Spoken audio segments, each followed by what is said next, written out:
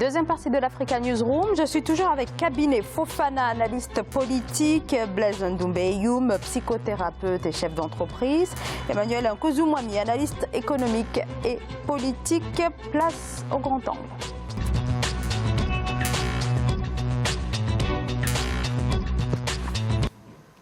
Au Bénin, les élections législatives vont-elles se tenir sans véritable opposition face aux partis au pouvoir? Sur les 10 partis désireux de se lancer dans la bataille, seules 7 listes, dont 4 de la mouvance présidentielle, ont été enregistrées par la commission électorale. Et parmi les grands absents, les FCBE, principal parti de l'opposition, l'une des formations qui n'a pas pu déposer de dossier de candidature pour les élections législatives du 28 avril, faute notamment de certificat de conformité. Reportage de notre correspondant Lefti Ounou. 7 partis politiques ont pu déposer leur dossier de candidature pour les législatives béninoises du 28 avril 2019. Ceci avant la clôture de cette phase, mardi 26 février 2019, par la Commission électorale nationale autonome. Le parti Foscori.Bénin émergent de l'ancien président Boni Yayi et restaurer l'espoir de l'ancien ministre Candide Azanaï n'était pas de la partie pour non-délivrance de quitus fiscaux et du certificat de conformité à la nouvelle charte politique.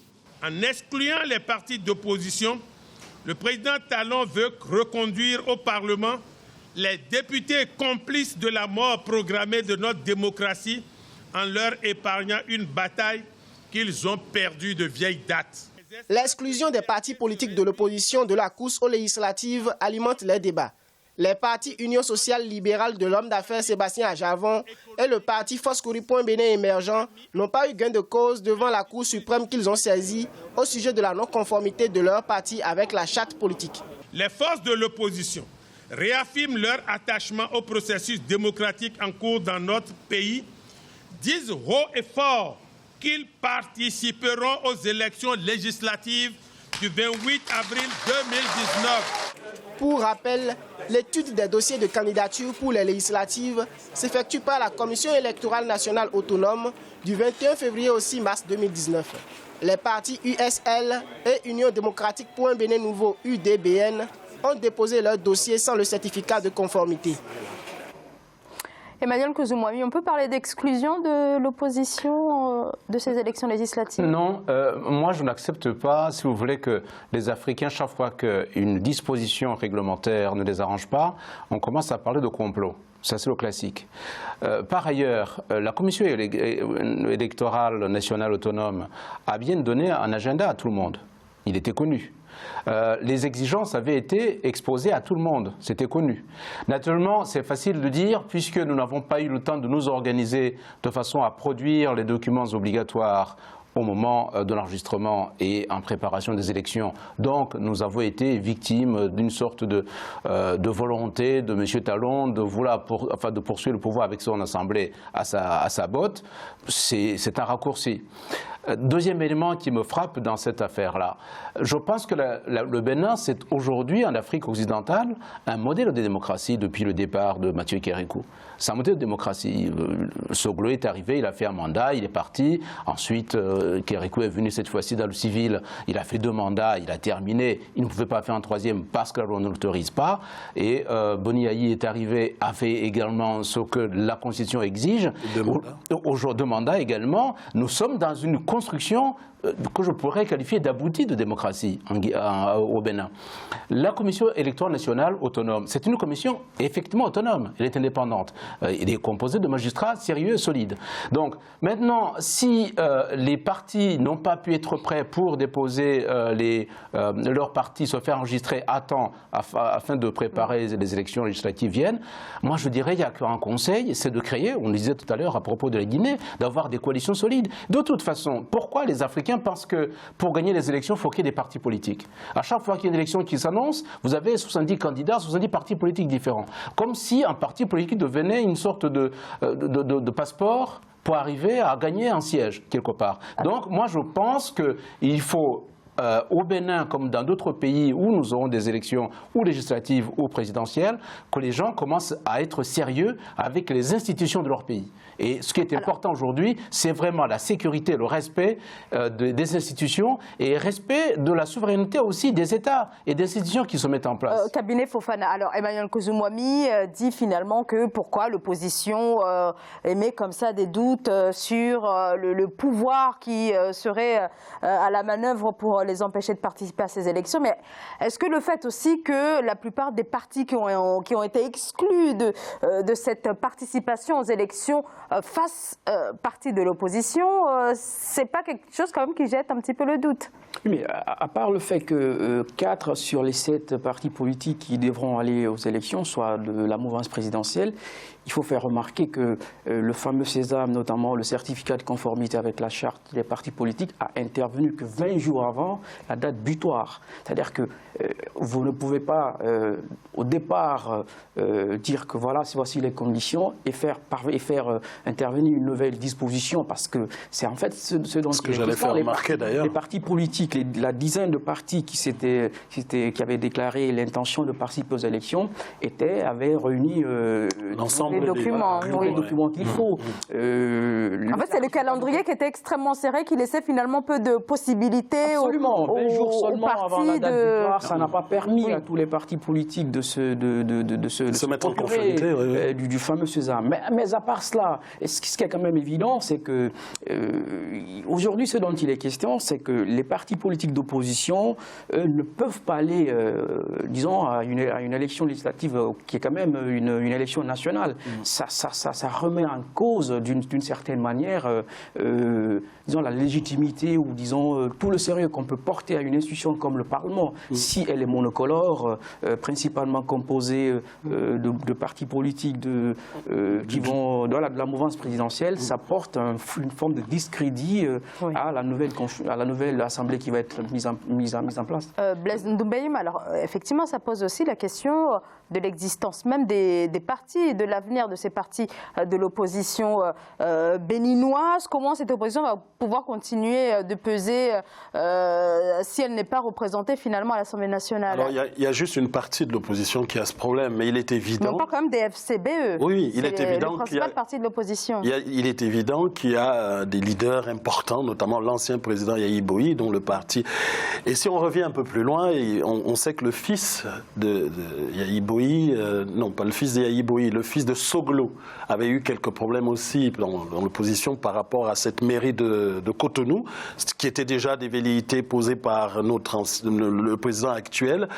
On sait aussi, même si mon collègue dit que la démocratie africaine, notamment au Bénin, est une référence que je valide complètement, mais on sait que les personnalités parfois, notamment celle du président actuel, Talon, ont tendance à vouloir s'accaparer un peu de l'ensemble des pouvoirs, notamment évidemment le pouvoir législatif, parce que lui, il a l'exécutif déjà pour lui, et quelque part, parfois, le pouvoir judiciaire.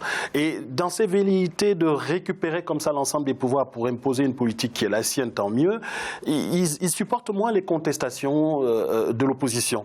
Et je pense, pour moi, qu'il y a, par rapport à ce qu'il venait de dire, une vingtaine de jours laissés au parti pour réunir l'ensemble des documents qui leur étaient demandés, qu'il y a quelque part une entourloupe. Je le pense sincèrement.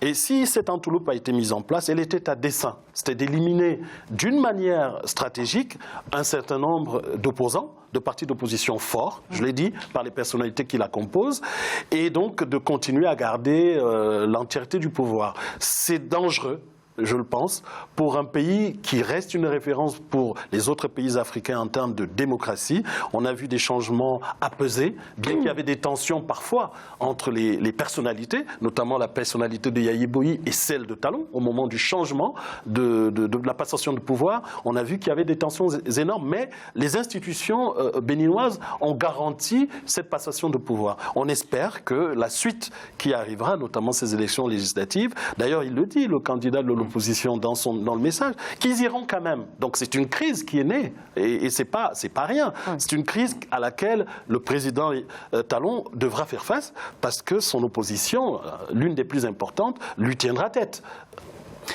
Je peux comprendre qu'il peut y avoir les frustrations parce que les institutions sont toujours instrumentalisées par celui qui est au pouvoir. C'est malheureusement vrai, donc ce n'est pas une invention vraiment béninoise. Ce que je considère simplement comme étant un comportement normal politique, c'est que lorsque vous êtes dans l'opposition, vous êtes bien conscient que vous n'accédez pas forcément à toutes les portes, à toutes les informations stratégiques utiles pour vous organiser. Ça veut dire qu'un parti d'opposition, c'est un parti qui est en veille permanente. Il aurait fallu donc que ces partis savaient bien qu'il y aura une élection présidentielle, les élections législatives. C'est vrai qu'un délai de 20, 10, 15 jours, même 30 jours, il est très court par rapport à l'ensemble des démarches administratives pour arriver à remettre le parti, en tout cas le document, qui sont des documents administratifs, qui prennent un délai de réalisation et donc un délai aussi d'organisation. On peut le comprendre. Mais en même temps, pour un pays comme le Bénin, qui aujourd'hui quand même a des institutions politiques et administratives solides, je ne dis pas qu'elles sont infaillibles, mais solides, le recours, c'est vrai, il a été essayé, mais il n'a pas donné. On a quand même dénoncé la lenteur de la Direction générale des impôts et du ministère de l'Intérieur. C'est vrai. C'est pourquoi je vous dis, elles ne sont pas infaillibles, mais elles existent. La Cour suprême n'a pas souhaité ou n'a pas répondu favorablement aux requêtes de l'opposition. C'est vrai. On peut regretter également qu'un parti aussi important que celui de l'ancien président Boni Yayi ne puisse pas se présenter aux élections aussi importantes que les législatives. C'est aussi regrettable, mais encore une fois, c'est peut-être dans le fonctionnement même des institutions béninoises qu'il faut chercher la faille. Ce n'est pas dans les élections législatives en tant que telles aujourd'hui, c'est dans le fonctionnement même, dans les articulations entre les différents organes qui sont chargés de veiller à la démocratie dans le pays qu'il faut faire un effort. Et je termine en disant, c'est peut-être aussi un premier renseignement sur le pouvoir Talon. Disons que Talon n'est pas en politique, c'est un homme d'affaires devenu président. Le Bénin, c'est une sorte de grosse entreprise. Il est chef d'entreprise, il est PDG d'une société qui s'appelle le Bénin.